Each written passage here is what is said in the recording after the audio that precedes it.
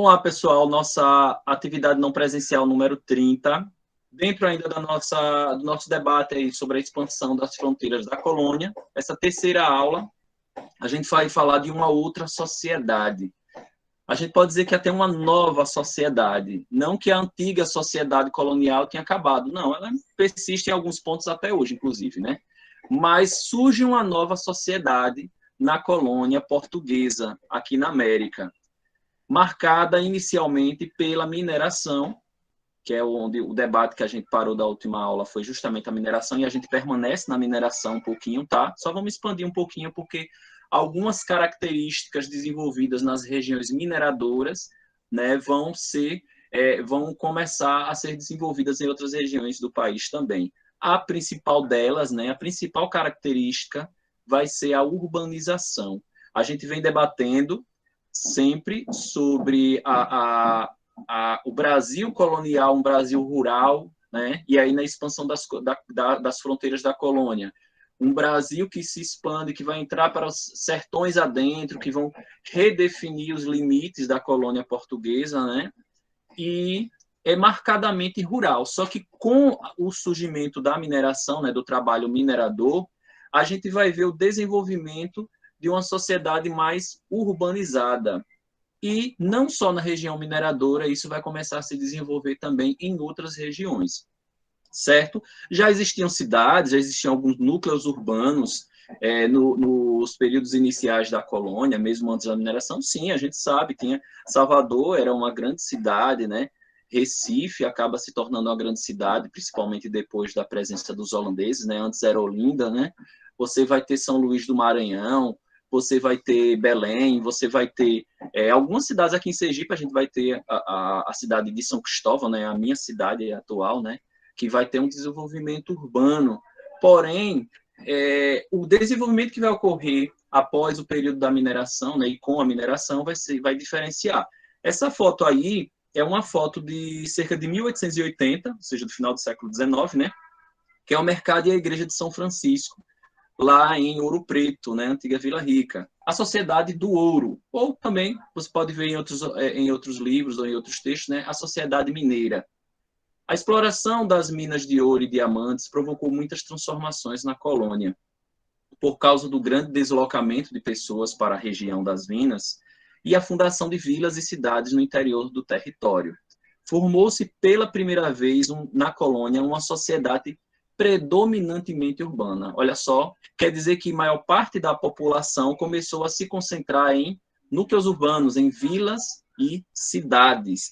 E não só na região do ouro, mas nas regiões também que forneciam materiais para esses núcleos mineradores, né? Africanos constituía 52% da população. Afrodescendentes, ou seja, aqueles que vêm, veja bem, africanos 52, africanos, ou seja, trazidos da África. Seus descendentes 25% e brancos apenas 23%. Olha só, pessoal. Claro que afrodescendentes nem todos são escravos, enquanto que africanos você pode classificar quase que totalmente escravos, né? Os afrodescendentes tem alguns aí que já são forros, né? Escravos, ex-escravos, ou mesmo que por um motivo ou outro tenham nascido já não escravos, né? E brancos 23%. Brancos, sim, vão ser totalmente livres, né? Então, a maior parte da população era de escravos ou seus descendentes, né? Informação bastante importante. Quem poderia fazer a leitura aí as camadas sociais, página 136? Lê aí, Maria Luísa, por favor. No século XVIII, esses núcleos urbanos se desenvolveram e tornaram-se cidades dinâmicas com um ativo mercado consumidor. As vilas e cidades de Minas Gerais tinham uma maior mobilidade social que as das outras regiões da colônia, apresentando novos sujeitos e diferentes relações sociais. Veja, elite comercial. As pessoas mais ricas de Minas Gerais eram os grandes comerciantes, incluindo alguns tropeiros. Eles lucravam altas quantias de dinheiro fornecendo mercadorias para os armazéns que abasteciam as regiões de Minas. Também faziam parte dessa elite os ricos donos de Minas, que, apesar dos custos para a manutenção da exploração mineral e dos altos impostos a que estavam sujeitos, exerciam influência na vida econômica e política das cidades. Camada intermediária. Era composta essencialmente por pequenos comerciantes, profissionais liberais, artesãos e artistas. Durante o século XVIII, houve um aumento considerável na quantidade de pessoas que se dedicavam a essas ocupações.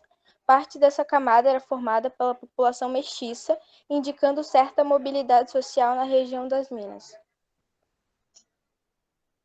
Pode seguir? Pode continuar? Sim, sim. Homens livres e pobres. Muitas pessoas pobres, desempregadas e ex-escravas de Minas Gerais viviam em condições precárias e exerciam atividades diversificadas e mal remuneradas. Essas pessoas não possuíam ocupação definida e dedicavam-se a trabalhos temporários, como a construção de obras, a segurança pessoal de membros da elite ou o transporte de mercadorias pela cidade. Escravos. Grande parte da população era composta por africanos e afrodescendentes escravizados, muitos dos quais eram submetidos a trabalhos insalubres nas minas. Com o crescimento das cidades, entretanto, houve um aumento dos escravos de ganho, que muitas vezes conseguiam acumular dinheiro vendendo produtos e prestando serviços para comprar sua liberdade. Em Minas Gerais, havia também escravos que eram alugados por seus donos para prestar serviços tanto para particulares como para o governo, desempenhando atividades como a pavimentação de ruas e a construção. Perfeito, Maria Luísa. Muito obrigado, viu? Vocês vejam que é uma sociedade muito mais dinâmica do que a sociedade que a gente tinha no Nordeste açucareiro, né? João perguntando se havia indígenas na população. Era muito pouco, João, porque eles acabaram fugindo, né? Tanto para não trabalhar, para não ser escravizado, né? Porque já é uma sociedade bem diferente daquela que a gente via com o desenvolvimento do açúcar, né? Não há muito espaço para os indígenas nessa sociedade. Eles não vão ser uma presença marcante, não. Vai ser muito raro você ter indígenas na sociedade mineira, certo? Quase a totalidade eram escravos, ex-escravos, né, descendentes de escravos e brancos, né? Aí veja que é uma sociedade muito mais complexa, muito mais dinâmica do que aquela que você tinha, né? Aquela sociedade super estável que tinha no Nordeste açucareiro, né? Essa elite comercial, que eles colocaram elite comercial, mas também tem a parte da elite, né? Parte dessa elite presente na sociedade mineira eram os comerciantes e os grandes donos de minas, certo? Funcionários do governo também faziam parte dessa elite, certo? E a camada intermediária, né? Os pequenos comerciantes, profissionais liberais, artistas, né? Grandes proprietários de pequenas minas, certo? Também vão estar nessa camada intermediária. Esses homens livres e pobres, né? Desempregados, ex-escravos, né? Principalmente ex-escravos, certo? E homens pobres que não conseguiram desenvolver nem no comércio, nem na mineração ou nas atividades ali que complementavam essa sociedade. E, logicamente, os escravos, né? Só que olha só a diferença. Aqui a gente vai ter o chamado escravo de ganho. E aí é onde a gente vai focar um pouquinho nessa aula. Tem até essa litogravura aí de Debré, né, mostrando os escravos de ganho transportando um túnel, ou seja, eles faziam esse transporte. O escravo de ganho, ele vai trabalhar para receber e vai prestar serviço, inclusive pode ser alugado, né, como na região das Minas tem essa questão de alugar escravos, né, que vão trabalhar em construções, vão trabalhar prestando pequenos serviços, serviços domésticos também, certo? Vão ter, então, esses caras e essas mulheres, esses escravos, homens e mulheres, que vão trabalhar para ganhar um valor. Boa parte desse valor vai para os seus proprietários, eles continuam escravos, eles não são livres. Vai para os seus escravos, ou para os seus proprietários, e esses escravos vão ficar com uma pequena parte. Por isso que fala de ganho, porque eles têm algum ganho. E esse ganho que eles têm vai ser para o próprio sustento, já que muitos deles não vão morar na casa dos seus proprietários, vão ter uma relativa liberdade nessas cidades, certo? E mais na frente, juntando, poderia ocorrer, não era uma regra, era praticamente uma exceção, mas alguns conseguiam comprar a carta de alforria, ou seja, a sua liberdade. Vamos focar um pouquinho, então, nesses escravos de ganho, primeiro falando dessa sociedade que está diferente. Olha esse texto bem interessante aí do Eduardo França Paiva, né, que foi de uma reportagem que eu tirei lá da revista Aventuras da História, uma revista muito legal, vocês devem conhecer, né? Vou ler rapidamente. O ouro, de início, fomentou as mudanças, mas não foi ele o único elemento responsável por elas. Olha só, né? Até porque essas mudanças não vão ocorrer só na sociedade mineira, né? Já nas primeiras décadas da ocupação das terras de Minas Gerais, gente de variada origem tentou fazer fortuna, não apenas minerando, mas plantando roças e criando animais, oferecendo serviços de todo tipo e, sobretudo, praticando algum comércio. Nas vilas e arraiais das Minas, tudo isso existiu e nunca os escravos estiveram excluídos dessas possibilidades. Ruas, vielas, chafarizes e becos hospedaram milhares e milhares de escravos de ganho, de negras de tabuleiro e de coartados, cativos que pagavam sua forria em parcelas durante 3 ou 4 anos, e dos forros, aqueles que já tinham comprado sua alforria, né? Enquanto alguns sobreviviam a duras penas, outros, e não foram poucos, conseguiam ganhar dinheiro com a qual comprava liberdade, casas, roupas, ferramentas de trabalhos, joias e também escravos. Olha só, escravos que compravam escravos para trabalhar para eles. Veja que sociedade bem mais complexa, bem mais dinâmica daquilo que a gente vinha discutindo, né? As mulheres ocuparam um lugar destacado nesse mundo urbano colonial. Quando escravas, várias conheciam, além de autonomia, alguma fortuna. Depois de libertas, muitas outras ascendiam social e economicamente, transformaram-se em importantes comerciantes e proprietárias de escravos. Inácia Ribeiro Forra, moradora do Arraial do Pompeu em 1777, possuía uma venda de secos e molhados, um escravo, ouro lavrado em barra, um colar de corais e tinha pago uma quantia avultada por sua liberdade, cerca de 300 mil réis, que ela juntou, né, justamente com esse comércio, com as atividades dela. Isabel Pinheira, já outro caso, né, angolana, morreu viúva em Arraial da Roça Grande em 1741, possuindo 7 escravos que ficaram alforriados e coartados no testamento deixado por ela. Entre muitas afortunadas estavam a crioula Bárbara de Oliveira, natural da Bahia, que se mudara para Sabará, onde morreu em 1766. Ela possuía, observe bem, 22 escravos, mais mulheres que homens, um conjunto de grande porte, incomum até mesmo entre proprietários brancos. Era muito raro alguém ter 22 escravos. E essa Bárbara de Oliveira tinha 22 escravos, né? Também tinham muitas joias e roupas guardadas em canastras. Cada vez mais, a nova historiografia demonstra que essas mulheres não eram exceções e nem gente alienada. Elas não lutaram contra a escravidão dos irmãos de cor e raça, mas, ao atuarem no dia a dia, ajudaram a constituir uma sociedade diferente. Interessante isso, né, gente?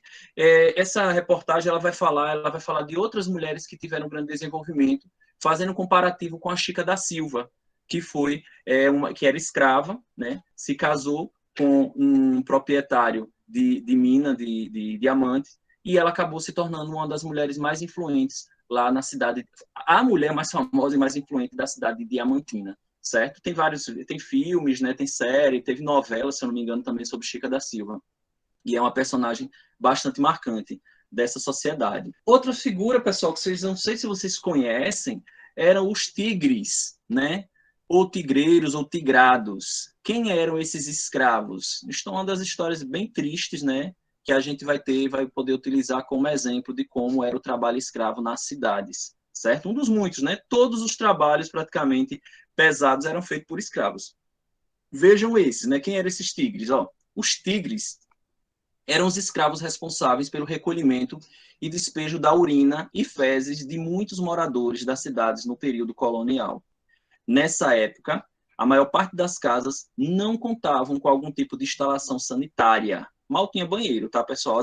Uma outra casa que tinha uma parte chamada banheiro, mas que não era igual o banheiro que a gente tem hoje, né? Até porque não tinha água corrente, a água encanada era uma coisa bem diferente do que é hoje, né? Por isso, os moradores das antigas cidades faziam as necessidades em penicos ou em outros recipientes de metal ou porcelana. Esses objetos ficavam sob as camas ou em armários até a manhã seguinte, a gente, né? quando eram esvaziados em grandes tonéis que comportavam todos os dejetos dos moradores da casa, tipo potes, certo? Juntava tudo ali no dia seguinte. Os grandes tonéis, por sua vez, eram carregados nas costas por escravos, que os levaram até o mar ou algum rio e por lá os despejavam. Parte do conteúdo que continha ureia e amônia vazavam dos tonéis e deixavam marcas sobre a pele negra, parecidas com listras. Por essa reação química, as marcas se pareciam com as dos animais, daí o apelido, em tom pejorativo, de tigres, ou tigrados, ou mesmo tigreiros. Né? Pingava, né, esses excrementos, e aí, por causa da ureia e da amônia, né, acabava botando uma mancha mais clara na pele desses escravos. Né? Esses negros podiam ser escravos comprados por seus donos ou aqueles que prestavam serviços a diversas famílias como forma de obter um rendimento extra para o dono ou para si mesmo, né, os escravos de ganho. Tem essa litogravura aí de Debré, né, de cerca de 1830, mostrando, né, a máscara que se usa dos negros que têm hábito de comer terra. É o nome da litogravura, porém mostrando, né, justamente a máscara que eles usavam para transportar esses potes, né, com esses excrementos, certo? Vendo que nunca foi fácil a vida de escravo no Brasil, né? Só de ser condição escrava já era terrível, mas esse sofria ainda um preconceito maior, inclusive, entre os próprios escravos, certo? E as ganhadeiras, pessoal? Destacando aí essa figura das escravas de ganho, né? As chamadas ganhadeiras, né? Que vão ser uma marca da sociedade urbana colonial. As escravas de ganho, ou ganhadeiras, como se chamavam, circulavam a oferecer iguarias pelas ruas de vilas brasileiras no período colonial. Atravessaram freguesias durante o Império, durante diversos prestavam diversos serviços, como lavar roupas, trabalhar como amas de leite, lembram das amas de leite que a gente falou em outra aula?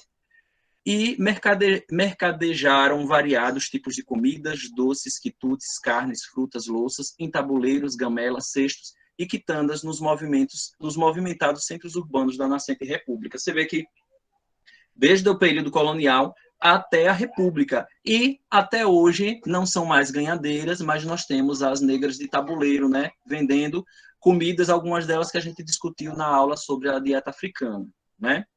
Exímias comerciantes, a maioria marcava de forma ambulante ou ainda minoria de pontos fixos da cidade. Geralmente elas eram ambulantes, tá? Como tem aí nessa imagem aí também do Debré, né? Debré sempre trazendo o período colonial para a gente, né? Velho Orfeu africano Oricongo, lá de 1826, vocês veem aí justamente elas com cestos na cabeça, né? Fazendo seu comércio.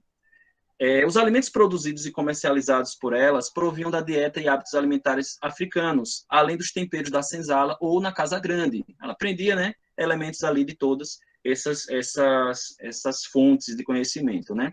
Com palavreado, quando se fala da casa grande, né, você sabe que já é uma dieta já mesclada com a cultura portuguesa, né, com a cultura europeia.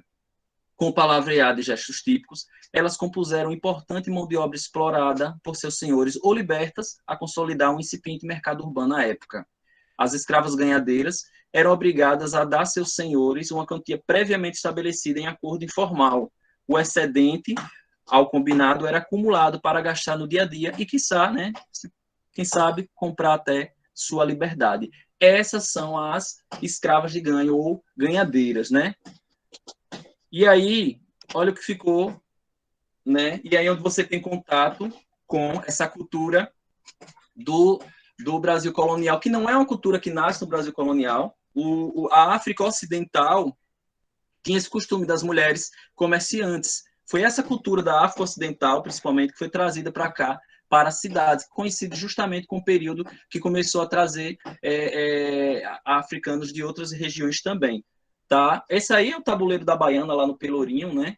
Você tem aí comidas típicas, né? Deliciosas, né? Cocada baiana, por exemplo, né? Que você já vê elementos ali de outras culturas para fazer essa cocada, certo? E que se permaneceu até hoje, é bastante marcado, e não só na Bahia, você tem, claro, nós temos aqui também em Sergipe, nós temos em outras regiões do Brasil, nós temos a baiana vendendo acarajé ou comidas típicas, né, que a gente diz comidas típicas baianas, mas a gente viu que muita coisa ali também é diretamente da África, né? As vestimentas delas, pessoal, você pode dizer, nossa, elas exageram um pouco hoje e tal. Na verdade, não. Na verdade, parte do ganho, e principalmente quando já se tinha liberdade, elas compravam adereços, compravam joias e se vestiam muito bem, sim. Então tá aí mais exemplos, né? A baiana ali vendendo acarajé e cocada, né? Sempre lá é muito comum ter na mesma banca o acarajé e a cocada. E a baiana aí também no seu lado no seu lado esquerdo, a baiana aí lá no pelourinho, né? Mostrando toda a exuberância da sua roupa, né? Antes de seguir para ganhadeiras, deixa eu ver o que Rafael está falando aqui. Em questão da doença chamada vitiligo, caracterizada pela perda da coloração da pele. Eles eram escravizados da mesma forma, pois não sabiam que se tratava também de uma doença. Rafael, nunca li nada sobre. O vitiligo, ele é uma doença antiga, né? Já existia, né? Mas eu não acredito que um africano que desenvolvesse vitiligo conseguisse confundir os proprietários, né? Então, não, eu nunca li nada sobre, viu, Rafael? Mas eu duvido muito que a origem desse africano que clareou, né, que isso não fosse não fosse sabido por todos da sociedade onde ele estivesse inserido. Então, é pouco provável que se ocorreu isso, ele tivesse sido libertado ou alforriado por isso, né? Eu duvido muito mesmo, entendeu? Beleza.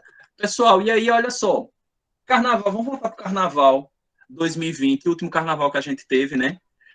Vocês devem lembrar, quem acompanha carnaval aí, né? Eu não acompanhava tanto o carnaval do Rio, mas de uns anos para cá eu tenho acompanhado pelas representações que são ali retratadas, né, nos desfiles, né? E ano passado, olha só essa notícia, né? As ganhadeiras de Itapuã serão tema de escola de samba no Rio de Janeiro. Unidos do Viradouro contam a história de mulheres que ganharam a liberdade lavando roupas de ganho.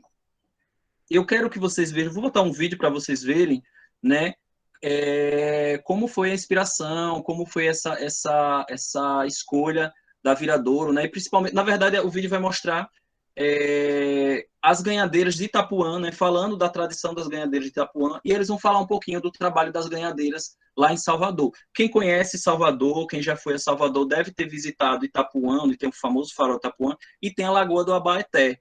E é justamente as ganhadeiras de Itapuã, elas trabalhavam na Lagoa do Abaeté. Deixa eu botar o vídeo para vocês. Deixa eu parar essa apresentação primeiro, certo? E colocar uma guia Conexão Bahia. Cadê? Aqui. Ô lava-roupa, lavadeira do Abaeté, na sombra da aroeira até quando Deus quiser. Na sombra da aroeira deixa o tempo passar, na sombra no gelinho espera a roupa aquarar. Ei, Osmita, fosse a história das ganhadeiras daqui de Itapuã, vão ganhar a Avenida Sapucaí lá no Rio de Janeiro. E é claro que a gente vai contar essa história agora. Vambora, vambora! Vem chegando as ganhadeiras da praia de Itapuã, vem chegando as ganhadeiras da praia de Itapuã. Hoje tem samba de roda, só termina de manhã. Hoje tem samba de roda, só termina de manhã. Não adianta a gente só viver no discurso. É o meu lugar, é o meu quilombo, é o meu berço. Mas se a gente não cuida, se a gente não ama esse lugar. E eu já tô vendo ali uma das ganhadeiras mais novas. O que será que ela tá fazendo aqui, Osmita? A gente precisa transmitir, né, para a Lagoa, para o Abaeté, esse amor que a gente sente. A gente precisa sentir a água, a gente precisa sentir a areia, conversar com ela, clamar por misericórdia, porque nós que temos que pedir misericórdia à natureza. A natureza, ela precisa só que a gente cuide, que a gente a respeite. Verônica! Oi, Aldo! O que você tá fazendo aí? Conversando com a Lagoa. 2 dedinhos de prosa? Pode ser? Os 10. Porque tem tanta novidade com as ganhadeiras. Vamos andando aqui. O que era essa coisa do ganho, assim, as mulheres de ganho? A palavra ganho vem do verbo ganhar. Sim. Né? Então, as mulheres de África, elas já viviam, né, desse movimento, porque o movimento do ganho é o verdadeiro protagonismo da mulher. Então, desde lá, as mulheres, elas já tomavam a frente, né, do sustento de suas famílias. Sim, sim. Né, da liderança de suas famílias. E aí, quando elas vêm para cá, né, no processo de escravidão, elas veem no sistema de ganho a possibilidade, ou melhor, a certeza de liberdade. As ganhadeiras de Itapuã descendem, né? Dessas mulheres maravilhosas, essas mulheres fortes.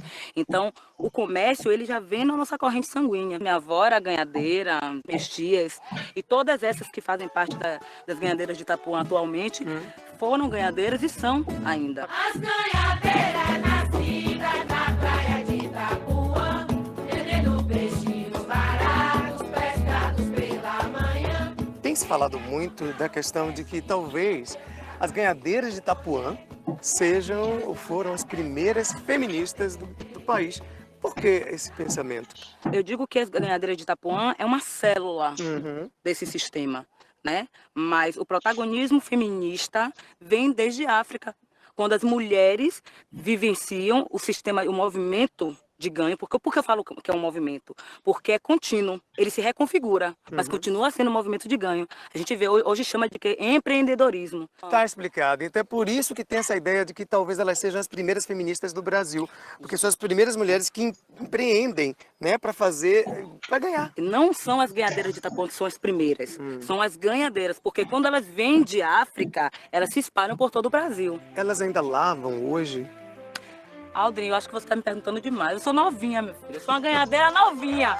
Vamos perguntar às mestras. Elas vão saber te contar tudo. Claro. Elas estão por aqui? Estão. Então vamos lá. Vamos lá. Quando anunciador, quando saía nas ruas fazendo folia, chamando o povo todo pra se encontrar. Quando é que começa a sua relação com as ganhadeiras de Itapuã? Quando eu falo ganhadeiras, não somente o grupo, mas essa atividade mesmo, assim. Do viver do ganho, Do viver né? do ganho. Na lavagem de roupa. Sobrevivia desse ganho, né? Hoje em dia nós não temos esse direito, mas era daqui que a gente vivia. Eu chamo aqui a minha faculdade, porque aqui era que eu ganhava meu pão de cada dia. Não me sustentava com o dinheiro da lavagem de ganho. Uma roupa para um filho, um caderno para o filho, um sapato para ir para a escola, era tirada daqui da Lagoa da Baité. Eu lavava para 9 famílias, 10 com a de casa. Lavando e cantando. Ô lavadeira que lava no areal. Ô lavadeira que lava no areal. Faz sol, meu Deus, pra lavadeira lavar. Faz sol, meu Deus, pra lavadeira lavar. A música era uma ferramenta de trabalho. Canto de trabalho. De trabalho. Labuta, Não era só lavar, assim, fazia ela lavar e cantar. Sambar. E sambar? É. Eu cantava, eu sambava, eu dava a santa, eu tirava a santa, eu botava a santa. Olha! Eles deviam respeitar mais o Abaeté, ter mais cuidado com o Abaeté. O Abaeté foi faculdade, o Abaeté botou pessoas em faculdade, o Abaeté ajudou a ir para a faculdade. As minhas filhas não precisaram, graças a Deus, a vir lavar de ganho. Mas eu precisei. Lavei e não me arrependo. Era a coisa que eu mais gostava de vir fazer. Eu lavava 11 roupas da rua e uma de casa, 12, graças a Deus. Eita, que ali sentados nas dunas do Abaeté, era papo que não terminava mais, viu? As ganhadeiras são muito boas de conversa. E é claro que a expectativa pelo Carnaval Carioca não podia faltar naquela prosa. Como é para vocês estarem na Avenida Sapucaí, no desfile do Grupo Especial de Escola de Samba do Rio de Janeiro? As nossas vozes vão ecoar na Sapucaí para o mundo. As vozes de todas essas mulheres que andam caladas, né, vão estar sendo ecoadas lá na Sapucaí. As vozes das nossas ancestrais vão estar lá, porque é a história delas, né, que vai estar sendo contada. Porque nós somos a continuidade da história dessas mulheres de África. E todas as mulheres que vivem nesse sistema de ganho. Então, todas as mulheres se sintam representadas no dia 23 de fevereiro, lá na Sapucaí. Das águas da Abaeté para a Avenida Sapucaí, no Rio de Janeiro. Graças a Deus, a história das mulheres ganhadeiras, das ganhadeiras de Itapuã, ganhou, assim, a Unidos do Viradouro. Todo mundo, todas as alas ensaiando, todo mundo canta com muito fervor, com muita alegria, né? Com muita certeza, né? Mãe, saboa, pra depois parar. Ora, iê, Oxum, seu dourado tem axé, faz o seu quilombo do Abaeté. Quem lava a alma dessa gente veste ouro, é Viradouro, é Viradouro. Pois eu tenho certeza. Diga. Nós vamos trazer esse título para Salvador. Axé! Eu queria deixar aqui para vocês a bandeirinha do A Vumpora. presidenta, ela ia. Marinha, segura aqui. Esse aí é um presente da gente para vocês, que vocês merecem tudo. Muito obrigada, que Deus nos dê muita paz e saúde para conseguirmos vencermos, tanto nós como vocês. É isso, inspirado pela força e pela musicalidade das mulheres de Ganho daqui de Itapuã, o Conexão de hoje vai encerrando. Sábado que vem não teremos conexão. Aí, pessoal, bem interessante, né? Espero que vocês tenham prestado atenção no vídeo. É um vídeo bastante rico para entender o papel das mulheres ganhadeiras, né? Das escravas de ganho. Veja bem, quem são as ganhadeiras de Itapuã? Que é muito bom, né, Brenda? Até alguns pontos bem emocionantes até, né? Porque as ganhadeiras de Itapuã, elas eram... Hoje é um grupo cultural, certo? Que canta, que samba, que se apresenta, né? Que serviu de inspiração para o samba enredo lá da Viradouro, certo? Mas aí o que acontece? Antes, quem eram as ganhadeiras de Itapuã? Eram mulheres que lavavam roupa lá na Lagoa do Abaeté. Hoje é proibido lavar roupa na Lagoa do Abaeté. É um lugar... Foi uma reportagem, viu, Cauã? Foi uma reportagem do programa Conexão Bahia. Tá lá no Globo P. Vou deixar os links todos para vocês na Classroom amanhã. Então, essas ganhadeiras de Itapuã, elas são descendentes, e aí tem as mais idosas ali, chegaram a trabalhar lavando roupa ali na Lagoa do Abaeté. Hoje é proibido, hoje é um local de preservação, é um local turístico, né? Quem vai a Salvador é imperdível visitar o Abaeté, é um banho legal, está um pouco mais abandonado lá hoje, não está como era antes, mas é um lugar imperdível. E lá tem esse grupo cultural, né? Lá tem vários outros grupos culturais de capoeira e de outras apresentações também bem interessantes, mas as ganhadeiras, elas são descendentes daquelas que trabalhavam lavando roupa para ganhar dinheiro, para sustentar a sua família, que são descendentes, né? Quem são as ancestrais dessas? São as escravas de ganho, que lavavam roupa para se sustentar, para dar uma parte aos seus proprietários, né? Aos seus donos, e para aquelas que conseguiam comprar a sua liberdade, a sua carta de alforria, né? É interessante que uma das mulheres entrevistadas, aquela mais nova que está no começo, ela fala, né, que é um costume ancestral que vem de África, como ela fala, né? Vem de África, porque, como eu falei, né, existiu o costume das mulheres comerciantes na África, isso foi trazido para o Brasil, e um sinônimo de mulheres que lutaram, de mulheres que resistiram, né, à máquina opressora que era a escravidão. A Viradouro pegou o tema, né? E o nome o tema do samba enredo foi Viradouro de Alma Lavada 2020, né? Eu não vou colocar aí o samba enredo, né? Tem a letra. Eu recomendo muito que vocês vejam tanto a letra quanto a apresentação da Viradouro, certo? É uma aula de história espetacular, de sociedade colonial, né? De luta, de resistência escrava, de luta e resistência das mulheres naquela sociedade, certo? Então, é uma apresentação muito bonita, tanto que ela acabou ganhando o carnaval. Parece que a profecia da baiana, né, que ela disse que nós íamos ganhar. E eles ganharam, né? Foi campeão do último carnaval do Rio que a gente teve, que foi em 2020, né? Esse ano a gente não teve, né? Viradouro é campeã do Carnaval 2020 no Rio. Ode à cultura popular baiana e poder feminino marcaram o desfile da escola, que contou com a história das ganhadeiras de Itapuã. Então, eles ganharam, pessoal, apresentação linda. Inclusive, a baiana que dança, né, em todas as escolas de samba, né, essa baiana que dança girando, ela é inspirada nas ganhadeiras, nas escravas de ganho, tá? Isso é toda apresentação, todo desfile carnavalesco do Rio de São Paulo tem, e das outras cidades que ocorrem, né, tem a presença da baiana, né? E ela é uma representação da escrava de ganho. Agora, esse aí foi todo, né, as ganhadeiras foi o tema de toda a apresentação, certo? Foi lindo, muito elemento aí da história africana, da história dos africanos no Brasil, né? Vamos seguindo aí. Olá, e aí agora falando, pessoal, das irmandades e ordens terceiras. Elas vão ter um papel muito importante nessa sociedade urbana, principalmente na sociedade urbana da colônia. Em 1705, as ordens religiosas foram proibidas de entrar na região das Minas Gerais. A metrópole, ou seja, a sede, né, do reino, né, Portugal, acusava as ordens de causarem tumultos. Olha aí, as ordens religiosas estavam, na visão da metrópole, causando tumultos, estimulando os habitantes a não pagar os impostos e contrabandeando ouro e diamantes. É verdade? É verdade, né, pessoal? A gente falou o quê? Do Santo do Pau Oco, né?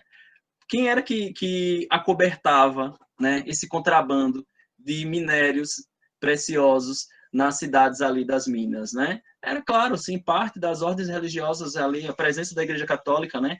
Eles faziam esse contrabando, sim, né? Eles causavam um certo tumulto porque eles tentavam trazer ideais também, sim, não só de manutenção daquela sociedade, mas também ideais de renovação daquela sociedade, né? E aí a metrópole fez o quê? Proibiu as ordens religiosas. Não é que proibia a Igreja Católica, de forma alguma, tinha parceria, mas ordem religiosa, que é uma sociedade já um pouco com vida própria, apesar de estar dentro da igreja, né? Eles não estavam aceitando. A forma encontrada pelas ordens para encontrar a lei, ou para contornar a lei, foi a criação das irmandades, confrarias e ordens terceiras. Essas associações de leigos, ou seja, não eram homens religiosos, eram leigos, né? Eram fiéis, né, da Igreja Católica, se reuniam para cultuar um santo e fornecer aos seus membros serviços normalmente prestados pelas ordens religiosas, como enterros, construção e manutenção de igrejas, além de outros auxílios, principalmente auxílio funeral, pessoal. Era uma coisa marcada mesmo nessa sociedade, que as ordens faziam todo o funeral dos seus membros, né, das suas irmandades. Cada irmandade arrecadava fundos para construir suas capelas e igrejas e possuíam regras próprias de participação. Gente, isso explica por que tanta igreja.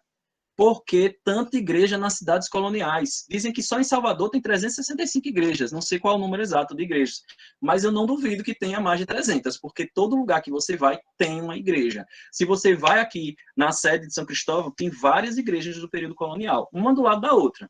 Se você vai em Laranjeiras, a mesma coisa. Se você vai à Estância, também tem bastante igreja. Em qualquer cidade colonial, você vai encontrar muita igreja. A principal explicação é justamente essa organização dessas sociedades, chamadas irmandades, né, confrarias, ordens terceiras. Cada um queria fazer a sua igreja. Cada um tinha o seu templo para cultuar o seu santo padroeiro. Rolava muito o sincretismo, né? Muitos elementos das religiões afro estavam presentes nas irmandades que eram exclusivas de negros ou de mestiços, né? Você vai ter essa presença.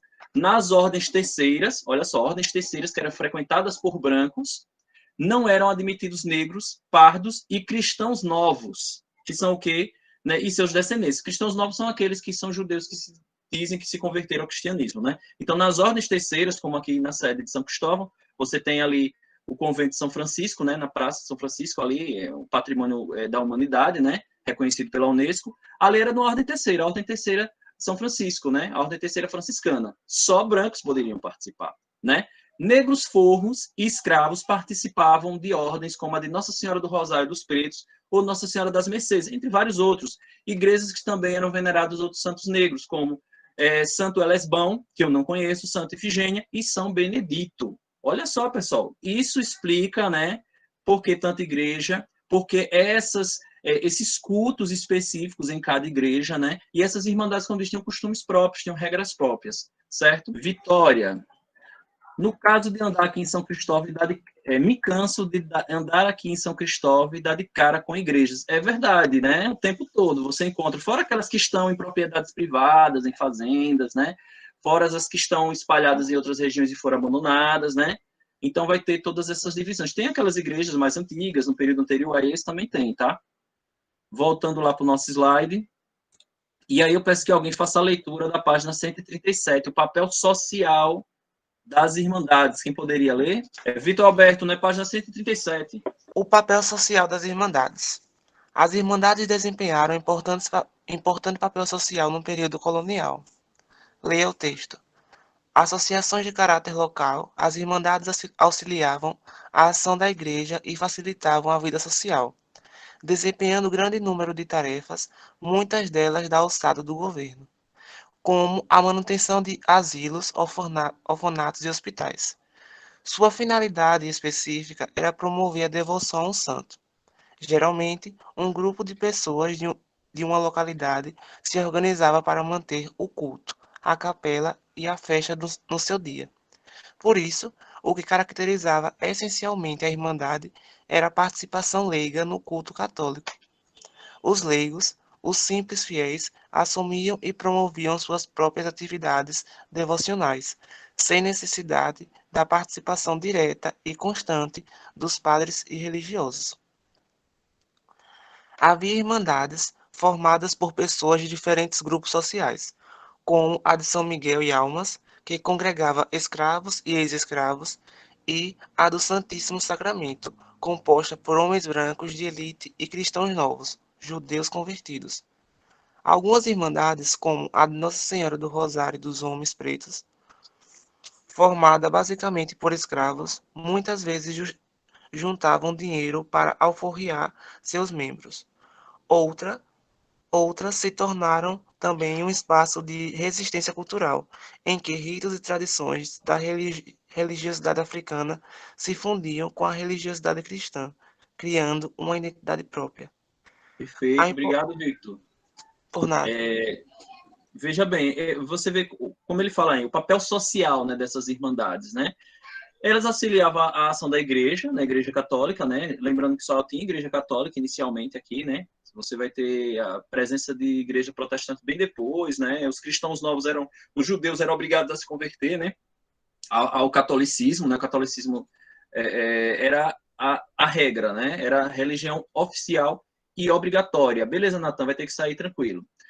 E aí o que acontece? Essas irmandades, além de ter esse papel de auxiliar a igreja, ela estava ali, o objetivo era a devoção de um santo, mas auxiliava todos os seus componentes, né, todos os seus participantes dessa irmandade, dessa confraria, estavam todos ali sendo auxiliantes, um auxílio mútuo, né, um auxiliando o outro. E aí fala até, por exemplo, né, tem as irmandades nas terceiras ordens, né, as irmandades voltadas para a elite, mas tem as irmandades voltadas para o escravo, e aí traz essa informação interessante, que é a questão de juntar dinheiro para alforriar alguns dos seus componentes, no caso das irmandades aí de escravos ou ex-escravos.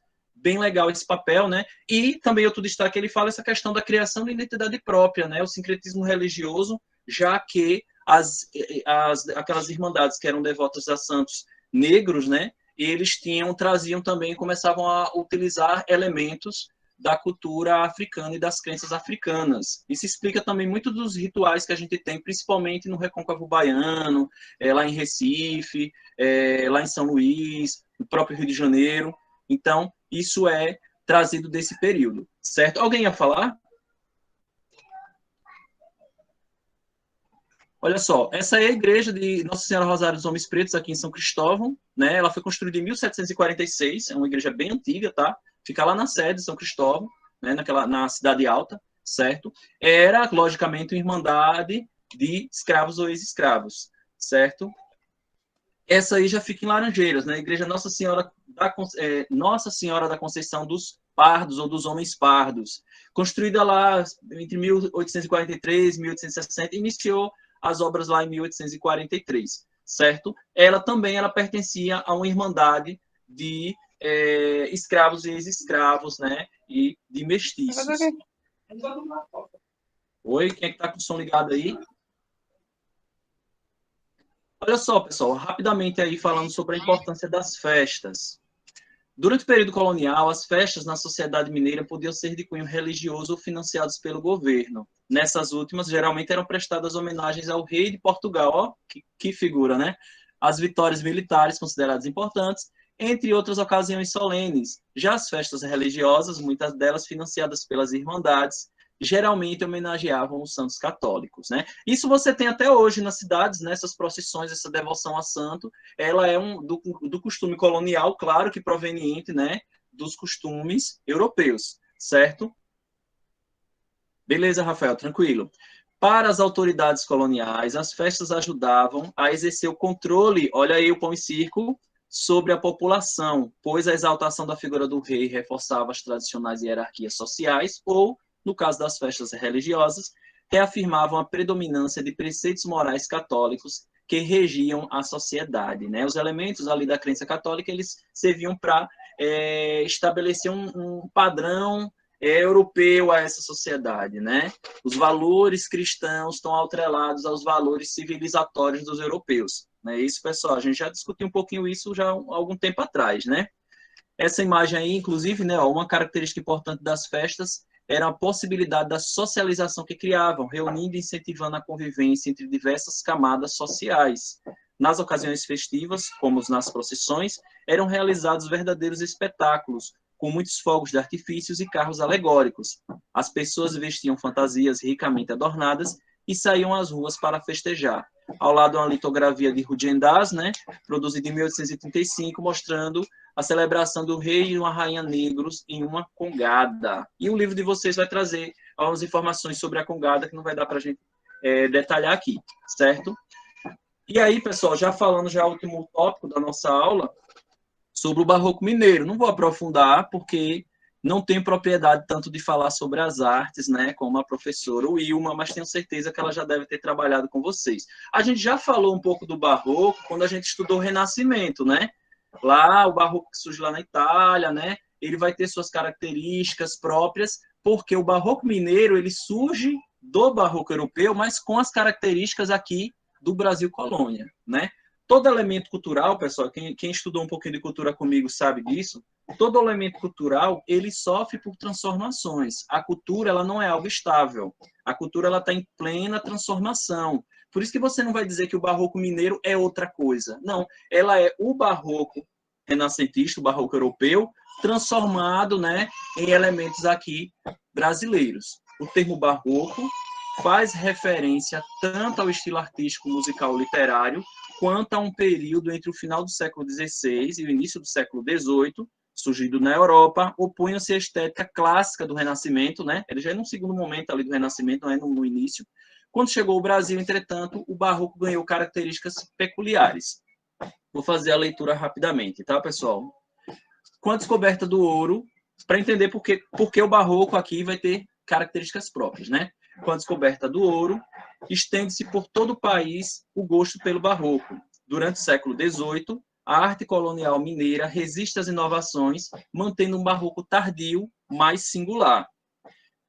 Porque no final do século XVIII já estão parando de fazer barroco, já está, vamos dizer, fora de moda lá na Europa, né? Mas aqui é quando ele chega, por isso que chama um barroco tardio. A distância do litoral e as dificuldades de importação de materiais e técnicas construtivas vão dar ao Barroco de Minas Gerais um caráter peculiar, que possibilita a criação de uma arte diferenciada, marcada pelo regionalismo. A formação urbana das vilas mineiras e a fé intimista, em que cada fiel se relaciona com seu santo protetor, viabilizam uma forma única de expressão que se define como um gosto artístico, e mais que isso, com o estilo de vida.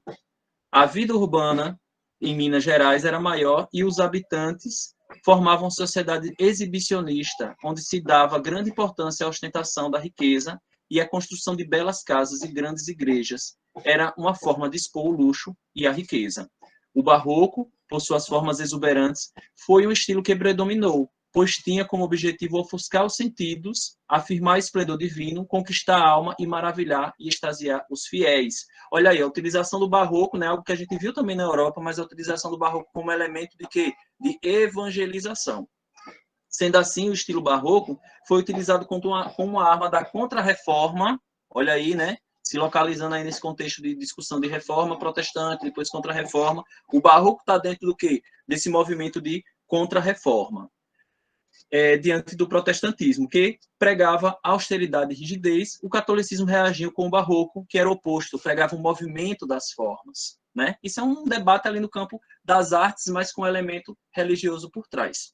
No século XVIII, as irmandades religiosas multiplicaram as construções em ouro preto, e cada uma tentou fazer de sua igreja a mais rica e mais bonita da cidade.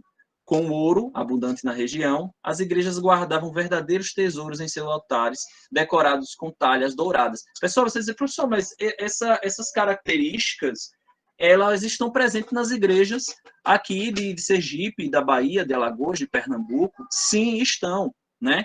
O barroco, ele chega também aqui, né? Você vai ter primeiro até, inclusive, a discussão sobre o barroco baiano, mas depois você vai ter o barroco mineiro. Porém, essa luta por uma ostentação de quem tem a igreja mais bem adornada, com mais elementos de ouro, com mais beleza, ela vai ser praticamente em toda a colônia, certo? Por isso que as igrejas são tão...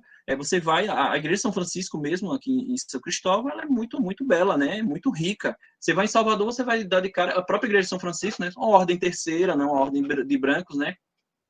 Ela vai ter várias peças em ouro, né? Uma riqueza, uma ostentação absurda, né?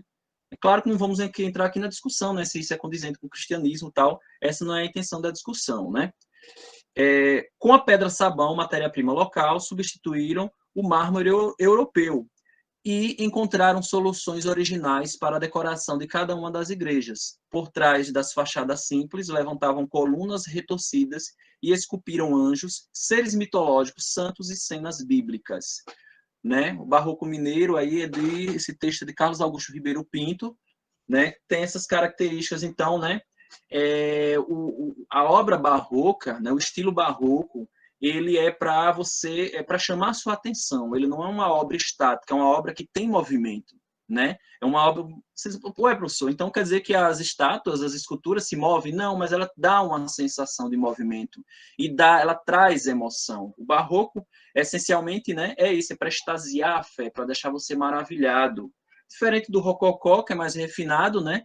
Mas o barroco, principalmente o barroco mineiro, ele vai ter uns elementos um pouco mais grotescos, porém que trazem essa emoção quando você vê, né?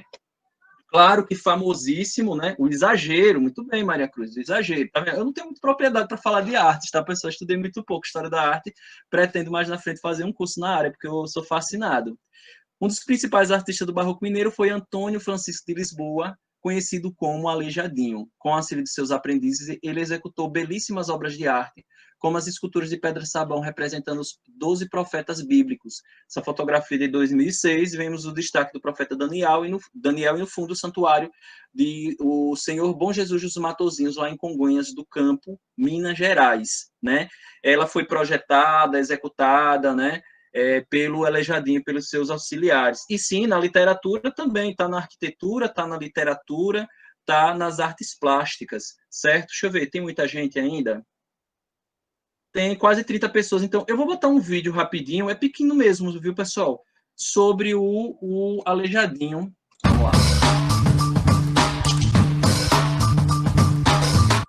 Caracterizada por obras monumentais, rostos expressivos e decorações ricas e rebuscadas, a arte barroca nasceu na Itália no final do século XVII e se espalhou pelo restante da Europa e pelas colônias americanas. No século XVIII, foi introduzida no Brasil pelos portugueses e conquistou grande importância em Minas Gerais. Nas vilas e cidades mineiras, os artistas adaptaram o estilo barroco à realidade colonial. O uso de pedra-sabão na produção das esculturas, por exemplo, era motivado pela dificuldade de acesso a pedras europeias por conta da distância das cidades mineiras até o litoral. Entre os maiores artistas responsáveis pela valorização da arte barroca na região das Minas estava Antônio Francisco Lisboa, o Aleijadinho.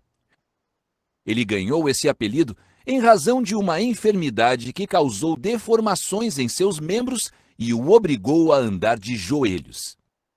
Uma das principais obras-primas de Aleijadinho é o conjunto de esculturas em pedra-sabão chamado Os 12 Profetas do Santuário do Bom Jesus de Matozinhos, localizado em Congonhas, Minas Gerais.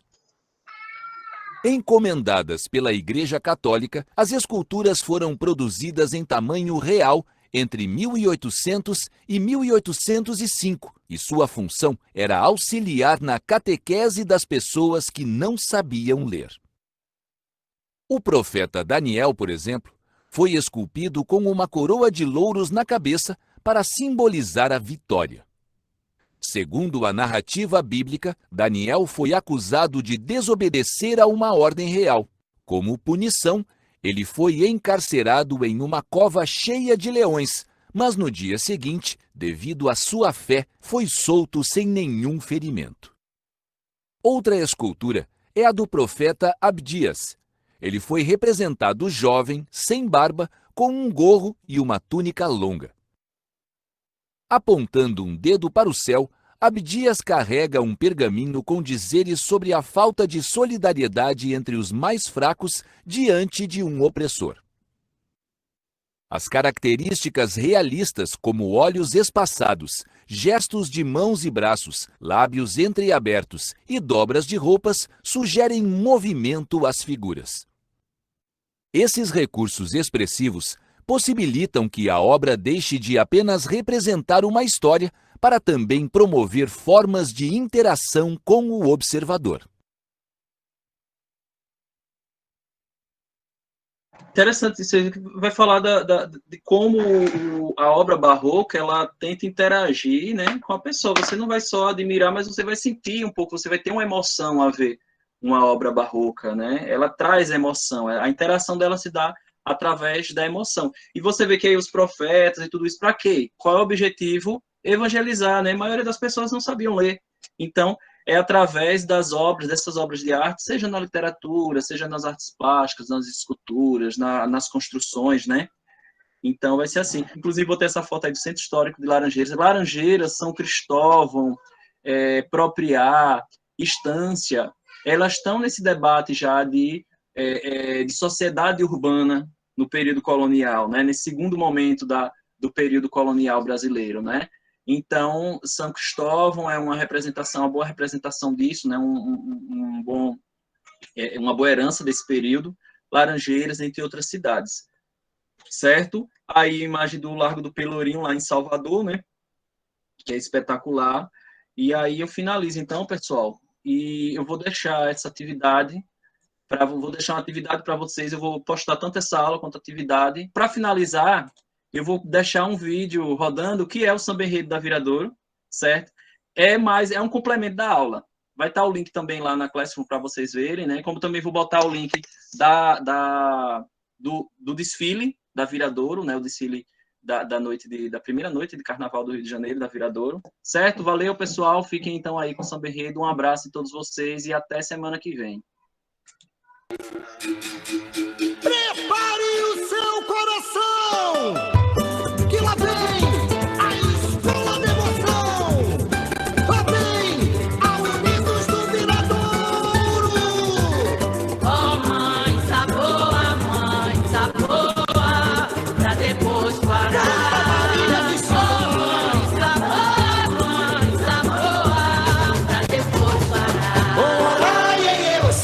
Seu dourado tem axé, faz o seu quilombo no Abaeté. Quem lava a alma dessa gente veste ouro. É Viradouro, ora iê, Oxum. Seu dourado tem axé, faz o seu quilombo no Abaeté. Quem lava a alma dessa gente veste ouro. É Viradouro. Levanta a preta que o sol tá na janela. Leva a canela pro xarel do pescador. A fobia se conquista com o ganho. E o balaia do tamanho do suor do seu amor.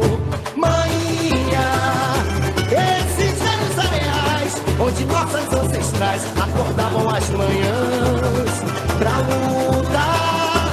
Sentem cheiro de gelim e a doçura do quindim da pica de Itapuã. Camará ganhou a cidade, o herero, liberdade, canto das Marias, Baixada do Dendê, chama a freguesia, o batuqueje. Camará ganhou a cidade, o herero, liberdade, canto das Marias, Baixada do Dendê, chama a freguesia, o batuqueje. São elas dos anjos e das marés, crioulas do Balanganda, Oiaia, ciranda de roda, na beira do mar, ganhadeira que benze e vai pro terreiro sambar. Nas escadas da fé, é a voz da mulher. Xangô, ilumina a caminhada, a falange está formada, um coral cheio de amor. Caô, o axé vem da Bahia, nessa beira cantoria que Maria ensinou. Ó mãe, ensaboa, pra depois quarar. Ó mãe, ensaboa, pra depois quarar.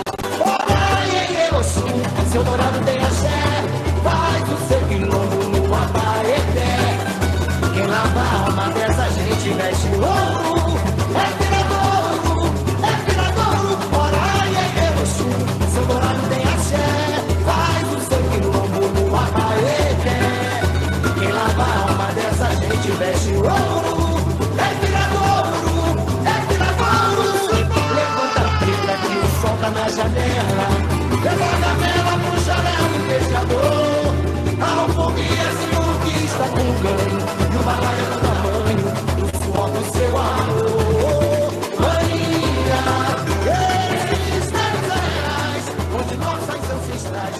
volta, volta.